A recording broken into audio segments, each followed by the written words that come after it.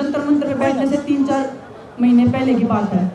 हमने उनको हर एक बात बताई थी कि कैसे लड़कियों के साथ में सेक्सुअल हरासमेंट हो रहा है, कैसे लड़कियों को बुली किया जा रहा है, मेंटली टॉर्चर किया जा रहा है, हर लेवल पे लड़की मतलब खिलाड़ियों को इतना परेशान किया जा रहा है कि खिलाड़ी कुछ भी करने को रेडी है अपनी लाइफ के साथ में। जब हमने 3-4 महीने वेट कर लिया, उसके बाद कुछ भी नहीं हुआ। फिर हम जंतर मंतर पे आए। जब हम गवर्नमेंट से बात करने के लिए, खेल मंत्री जी से बात करने के लिए गए, लास्ट दिन जब हमने धरना खत्म किया था, सभी खिलाड़ी अंदर गए थे, खेल मंत्री जी के सामने सारी बातें बताई थी। सभी लड़कियों ने सेक्सुअल हरासमेंट के ऊपर बातें बताई थी, अपने अपने इंसिडेंट शेयर किए थे। सभी लड़कियां रो रही थी उनके सामने ही, लेकिन कोई भी एक्शन नहीं लिया गया था उस टाइम पे भी। खेल मंत्री जी ने कमेटी बना के उस मामले को फिर से रफा दफा करने की कोशिश की। कुछ हरकतें देखी नेशनल कैंप में होते हुए, जब उन्होंने उसके खिलाफ आवाज उठाई, कोचिंग को बताया, बाकी जो भी लोग थे उनको बताया, 24 घंटे के अंदर उनका कैंप से नाम कट गया, उनको कैंप से बाहर भेज दिया गया। साथ में उनकी जो वाइफ थी उनका भी नेशनल कैंप से नाम काट दिया था, और वो उस दिन के बाद से आज तक कभी भी किसी कंपटीशन में पार्टिसिपेट नहीं कर पाई हैं। तीसरी बात,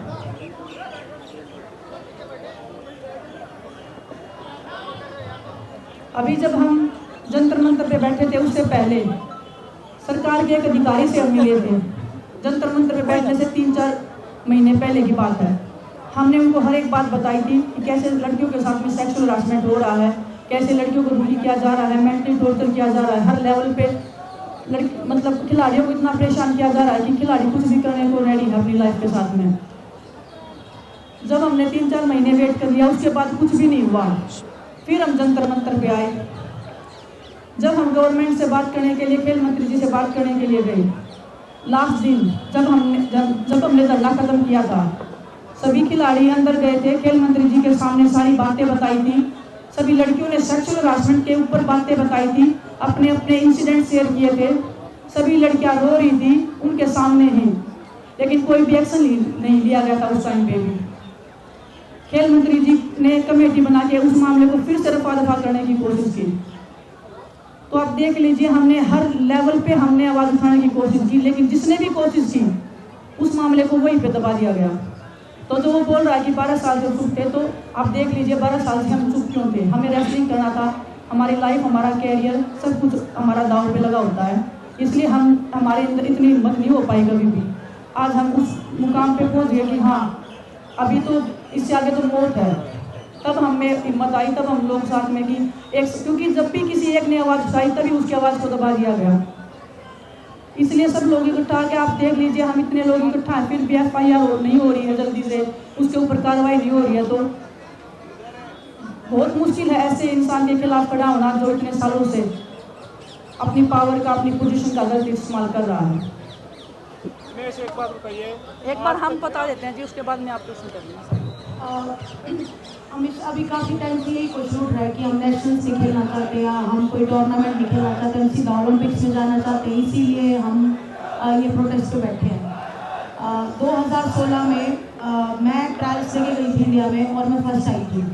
तो ये रूल होता है, जो इंडिया में फर्स्ट आता है वही क्वालिफिकेशन करने के लिए जाता है टूर्नामेंट में। टर्की में हमारा कैंप लगा हुआ था, क्वालिफिकेशन टूर्नामेंट के 4 दिन बाकी थे।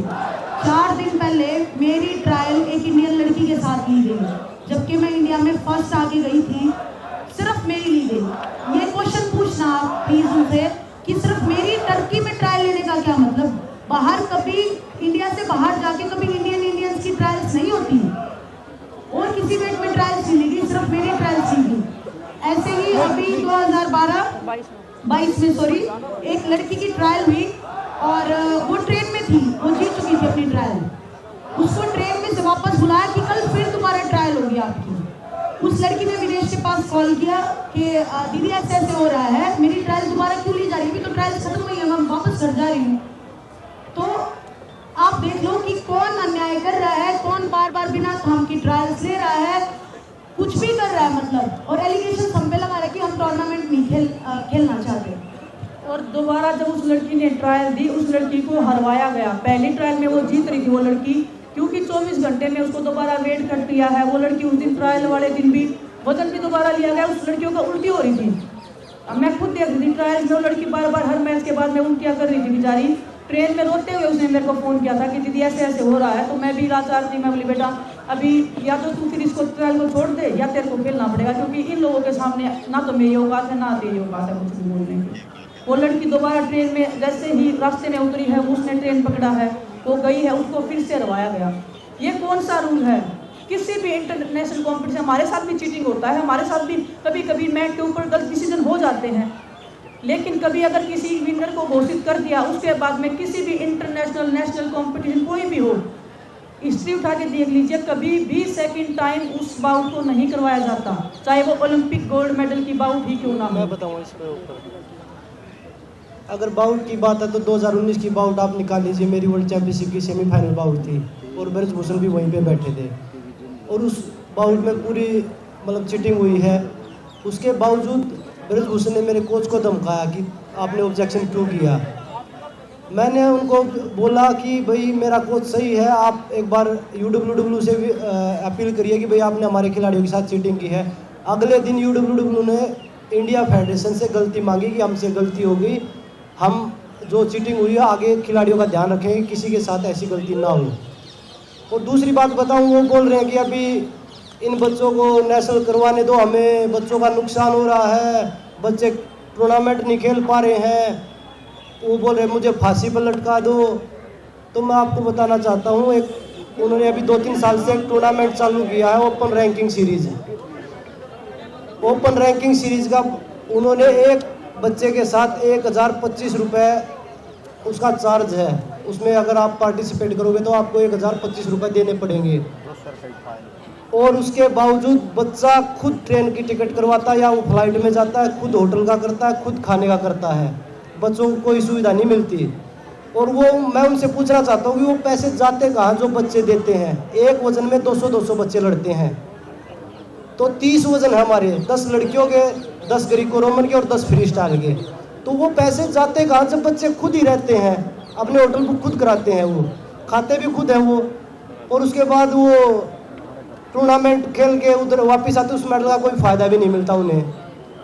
और रही बात, बोला ओलंपिक के रूल बनाए थे हमने इसलिए खिलाड़ी प्रदर्शन कर रहे हैं। पहले तो ये रूल के खिलाफ है ही नहीं, ये तो सेक्सुअल हरासमेंट के खिलाफ है। और रूल की अगर मैं बताऊं आपको, तो उन्होंने रूल बनाया है ओलंपिक के लिए कि जो खिलाड़ी ओलंपिक के लिए क्वालिफाई करके आएगा, तो फेडरेशन का अगर मन करेगा ना तो उसकी ट्रायल होगी, बाकी सबकी ट्रायल नहीं होंगी। तो ये तो उनके मन मर्जी के रूल हो गए ना। ये एक क्लियर रूल कहाँ हुआ है कि भाई सभी की ट्रायल होंगी। अगर 5 खिलाड़ी क्वालिफाई करके आते हैं तो 500 की ट्रायल होगी। उन्होंने तो ये बोल दिया कि जिस फेडरेशन का मन करेगा ना कि भाई बजरंग की ट्रायल नहीं होनी चाहिए, बाकी चारों की ट्रायल होनी चाहिए, तो 4 की ट्रायल होगी, बजरंग की ट्रायल नहीं होगी। ये उनके न्याय के रूल हैं जो वो सवाल कर रहे हैं। और ये उनकी वेबसाइट पे अवेलेबल है आज भी, अगर आप चेक करना चाहो तो आप निकाल लीजिएगा। हमारे पास भी अगर आप मांगोगे तो हम दे देंगे। ये उन्होंने बाकायदा वेबसाइट पे डाला हुआ है कि ऐसे रूल है। अरे बेटा वो खेल मंत्री कौन था, उनका नाम जैसे ये भी जैसे उनकी आईडी सेलेक्टिव हुई है और हमें सोशल मीडिया पे गलत कमेंट्स या जो भी है बदनाम करने की कोशिश कर रहे हैं, और वो खुद भी बोल रहे हैं कि हम मिलने जाते थे। तो सबसे पहले बता दूं कि IOA का एक इलेक्शन का कुछ था, मुझे सेक्रेटरी को वहाँ बुलाया गया था, कुछ वोटिंग का सिस्टम था, तो वो कोई भी काम से बुलाते थे तो हम जाते थे, और वहाँ जो पिक्चर्स खिंच जाती थी वो ठीक है कि हम मिलने गए थे। और विनेश का भी सवाल उठा रहे हैं, विनेश को मतलब अब से लेके 2 साल हो गए ब्रजभूषण से मिले हुए।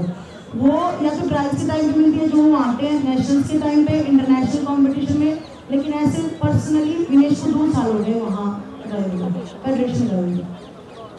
और ये सारे उनके क्वेश्चन का आंसर है जो वो कुछ भी बोल रहे हैं हमें हमारा मुद्दा भटकाने के लिए और हमें गलत साबित करने के लिए। वो बोल रहे हैं ना कि 10-15 दिन पहले ही मिले थे। विनेश अपने हस्बैंड के साथ आई थी, बजरंग अकेला आया था। बजरंग मिला था उनसे लास्ट टाइम सीनियर नेशनल हुआ था, संगीता की मैच थी, तभी नेशनल में ही उनसे मिला था। और मैं तो 2 साल से उनसे मिली ही नहीं हूँ। अगर किसी कंपटीशन में आगे तो आगे। वो बोल रहे हैं कि रेसलिंग फेडरेशन में आए थे, मैं 2 साल हो गए रेसलिंग फेडरेशन में ब्रजभूषण से मिली ही नहीं हूँ। 2 साल तो मैं मिनिमम बता रही हूँ। मेरे को तो लास्ट टाइम याद आ रहा है 2018 में जब मेरी शादी हुई थी, तब उन्होंने बुलाया था खुद कि आप आए हो, मेरे को कुछ पेपर साइन करवाने थे, तब उन्होंने बुलाया था, तब हम उनसे मिले थे। अदरवाइज मेरे हस्बैंड तो पहले ही और लास्ट टाइम तभी उनसे मिले थे। बेटा मैं बोल सकता हूँ? पिताजी से बात करने के लिए आई थी साक्षी, और उनके पास फोन नहीं था। मैंने फोन करके मदद की, तब पिता के तौर पर गले लगाया था, ये बात उन्होंने स्वीकार की। देखिए सर, वो जो अभी हथकंडे अपना रहे हैं, लड़कियों को बदनाम करने के, कुछ भी बातें बोल रहे हैं, उनकी आईटी सेल भी कुछ भी अनाप शनाप करी। अभी भी हमारे पास में एक पिक्चर है जो वोट करके किसी को भी वहाँ पे खड़ा किया गया है, देखो कि ये लड़की आई है, और वो उनका नाम है श्रीकांत त्रिपाठी, वो ट्विटर पे है।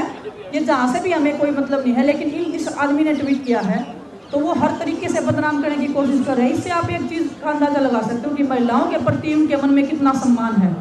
सुप्रीम कोर्ट ने भी बोल दिया है कि जो भी कंप्लेंट्स थी उनका नाम ओपनली नहीं लिया जाएगा या नहीं उजागर हो सकता। ना हमने अपनी तरफ से एक भी नाम बताया है कौन कंप्लेंट्स है, किसका नाम है। वो बंदा किसी भी लड़की का नाम लेके कुछ भी बोल रहा है तो उससे उसकी मानसिकता दिख रही है कि महिलाओं के प्रति उसके मन में कितना आदर और कितना सम्मान है। उसकी छोटी सोच वो दिखाई दे रही है सबको। आप लोगों के और क्वेश्चन हो तो बता दो, नहीं तो हम खत्म करें। हाँ जी, हाँ एक और बात, बिल्कुल बिल्कुल बिल्कुल जी बिल्कुल, इस चीज़ का भी जवाब अभी हम दिल्ली पुलिस का हम बार बार कर रहे हैं कि हमें विश्वास नहीं है। 6 दिन बाद कंप्लेंट दिल्ली पुलिस ने की थी, अभी भी दिल्ली पुलिस लड़कियों के बयान दर्ज नहीं करी है। हर वो तरीके अपना रही है, बहाने करी है, कभी किसी को बीमार करी है। आज तो पूरे दिन से जवाब ही नहीं दे रहे हैं कि कब वो बयान दर्ज करेंगे और वो सब। तो दिल्ली पुलिस बिल्कुल अभी भी कोशिश करी है कि ये मामला जितना डिले हो सकता है, जितना इन खिलाड़ियों को तोड़ा जा सकता है मेंटली या फिजिकली, जो भी हम ब्रेक कर सकते हैं या लड़कियों को तोड़ सकते हैं पैसे से, पावर से, पोजीशन का इस्तेमाल करके, तो वो हर इतना टाइम उसको दे रही है कि वो अपना बचाव कर सके या हम पे दबाव बना सके, किसी भी खिलाड़ी पर दबाव बना के पीछे हटा सके। तो दिल्ली पुलिस का वही है कि वो अपना काम नहीं करी है अभी भी हम सुप्रीम कोर्ट के ही आसरे हैं कि सुप्रीम कोर्ट शायद हमें इंसाफ दिलाए, शायद हम जिस चीज़ की लड़ाई लड़ रहे हैं, जिस मान सम्मान की लड़ाई लड़ रहे हैं वो हमें मिले। तो हाँ, एक और आज इंडिया टीवी से कोई उनका वो पूछे थे, उन्होंने सवाल पूछा तो इतने बोबला गए, इतना पागलों की तरह बिहेव कर रहे हैं, बहुत सारी गंदी बातें वो नेशनल टेलीविजन पे बोल रहे हैं। जो एक सभ्य व्यक्ति, जो एक सभ्य समाज से आता है, उसके मुंह से ऐसी बातें बोलना, तो आप समझ लीजिए उसकी मानसिकता किस लेवल पे उसकी मानसिकता है। जो नेशनल टेलीविजन पे 140 करोड़ देशवासियों के सामने ऐसी भाषा का प्रयोग कर सकता है, वो आदमी बंद कमरे में लड़कियों के साथ में किस लेवल तक करता होगा, आप अंदाजा लगा सकते हो बस। बजरंग, अभी तक फ्राइडे को कोर्ट में हियरिंग है जो अगली है, अभी तक वो अपने क्षेत्र में ही है, वो यहाँ पे आए नहीं हैं, तो दिल्ली पुलिस ने उनसे ऑब्वियसली कुछ बात की नहीं है अभी तक। आपको लगता है कि फ्राइडे तक कुछ आगे बढ़ेगी चीज़ या उसके भी आगे जाएगा आपका प्रोटेस्ट? देखिए, माननीय सुप्रीम कोर्ट पे हमें पूरा भरोसा है कि खिलाड़ियों के साथ न्याय होगा, और वो अपने क्षेत्र में इसलिए बैठे, वो अपने मनमाने पत्रकारों को बुलाते हैं वहाँ पे कि वो मेरे हिसाब से सवाल पूछे। जैसे आज बता रहे NDTV का था, NDTV नहीं था, इंडिया टीवी था, तो उनके शो से वो छोड़ के भाग गए क्योंकि उन्होंने सच्चाई के साथ सवाल पूछे। तो मैं मीडिया के माध्यम से भी यही बोलूँगा कि वो दिल्ली में आके प्रेस कॉन्फ्रेंस करें और सभी मीडिया कर्मी उनसे, जैसे इंडिया टीवी ने सवाल पूछे हैं ऐसे ही आप पूछिए। सच्चाई का सामना थोड़े समय तक वो झूठ बोल सकते हैं, बार बार में वो झूठ नहीं बोल पाएंगे। वो बोल रहे हैं ना कि खिलाड़ी बार बार में अपनी चीज़ें बदल रहे हैं, तो खिलाड़ी तो और भी बहुत सारे आएंगे। और वो बोल रहे थे ना कि भाई पहलवान नहीं है तो 4 पहलवान है, पहलवान यहाँ बहुत हैं, सारे पहलवान एक साथ खड़े हैं। हम नहीं चाहते कि कोई भी खिलाड़ी की ट्रेनिंग खराब हो, क्योंकि सामने एशियन गेम्स है, ओलंपिक क्वालिफाई है। उनका मकसद ये नहीं कि मैं फांसी पर लटक जाऊंगा, कंपटीशन होने दो, ये वो चीज़ें नहीं है। अगर वो सही में रेसलिंग की भलाई या रेसलिंग खिलाड़ियों की भलाई, हमारी भलाई चाह रहे हैं ना आज भी, और बोल रहे हैं कि आप चले जाओ या कंपटीशन लड़ने दो, मैं फांसी पे चढ़ने को तैयार हूँ, तो मेरा आप लोगों के माध्यम से एक रिक्वेस्ट रहेगा, अगर वो फेयर इन्वेस्टिगेशन चाहते हैं तो खुद पुलिस स्टेशन में जाएं, क्योंकि उनके ऊपर पोस्को एक्ट लगा है, नॉन वेलेबल ऑफेंस है, क्रिमिनल उनके ऊपर है। खुद पुलिस स्टेशन में जाए कि प्लीज़ मुझे गिरफ्तार करो, गिरफ्तार करने के बाद में इंटेरोगेशन कीजिए। अगर उसमें कुछ भी नहीं निकलता है तो हम दोषी हैं, लेकिन अगर वो चाहते हैं कि फेयर इन्वेस्टिगेशन करें और वो हर तरीके से सहयोग देना चाहते हैं, तो हमारे माध्यम से ये एक सहयोग वो देना चाहते हैं तो दे सकते हैं। उसके बाद में जो भी सच और झूठ निकल के आएगा वो तो पूरे देश के सामने ही होगा। लेकिन ये स्टार्टिंग से हमारी ये मांग है, हम हर दिन मांग नहीं बदल रहे हैं। फर्स्ट डे से हम यही बोल रहे हैं कि FIR हो, पहले FIR हो, उसके बाद में उनको गिरफ्तार करके इंटेरोगेशन की जाए, उसके बाद में सुप्रीम कोर्ट माननीय जो भी आदेश देगा, जो भी उनकी आगे की कार्रवाई होगी तो वो हमको मान्य होगी। धन्यवाद सभी का। धन्यवाद। बेटी एक मिनट रुको। नेशनल दस्तक की आपसे गुजारिश है कि अगर इसको बचाना चाहते हैं तो नेशनल दस्तक को सब्सक्राइब करने के लिए रेड कलर के सब्सक्राइब बटन को दबाएं, फिर बेल आइकन की घंटी दबाएं। नेशनल दस्तक को बचाने के लिए बहुत जरूरी है कि हर खबर को शेयर करें, लाइक करें, कमेंट जरूर करें।